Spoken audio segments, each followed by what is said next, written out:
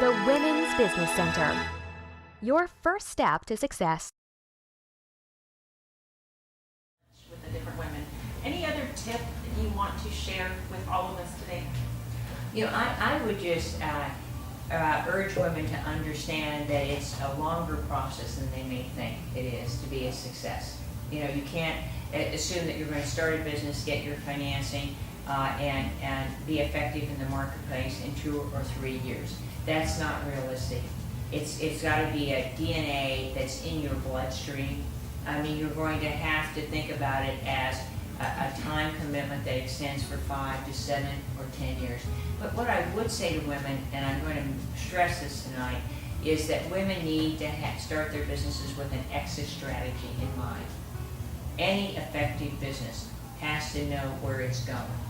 And if you cannot tell me, as you come in to sit down with me as a potential collaborator or an investor, what your objective is, are you going to sell your business? Are you going to merge into another business?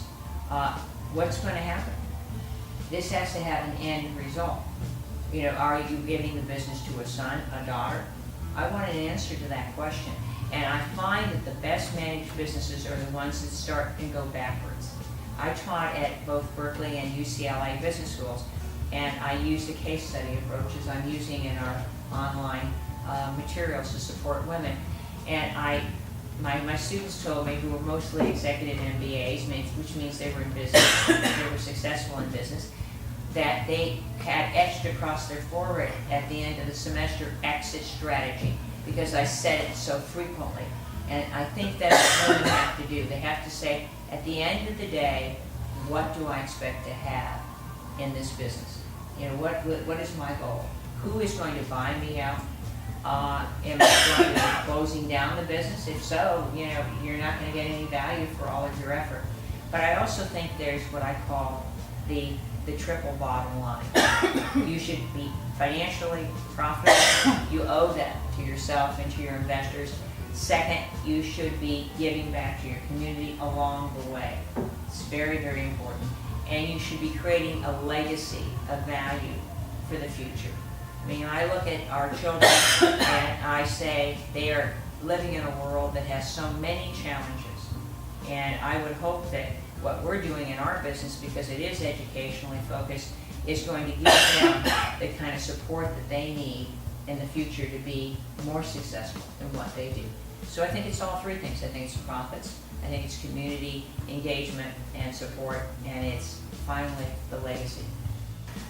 Can you please enlighten us all, if to all the viewers who are watching right now, if you could tell them one thing that they need to take with them when they're trying to reach those goals and trying to make those dreams a reality, what would it be?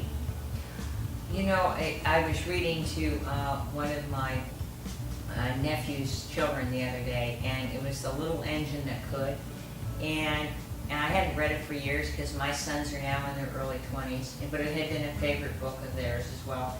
And as a little engine, you know, chugs up the mountain full of presents, and he doesn't think he's going to make it to the top, he keeps saying, I think I can, I think I can, I think I can. And then when he raises himself to the top, he says, I knew I could, I knew I could, I knew I could. And that would be my message for the women. You know, never give up, never think that you can't do it. We all have had failures in our life, and those who don't admit it are not being honest. Failure is a part of being in business. It's a part of being an entrepreneur. Richard Branson, who was head of Virgin Airlines, I think says it well when he said, if you haven't had a failure, then you haven't tried hard enough. You haven't set the dream big enough. And I think Oprah Winfrey's comments are well stated too. She said, a person who has failed has had the courage to come back and start again. And I think those would be the thoughts I believe. Thank you. Thank you so much for being with us. It's such an honor that you flew in and that you're giving us all in the Rio Grande Valley a little inspiration and motivation to go out there and make it happen. So thank you very much. Thank you. Thank you very much.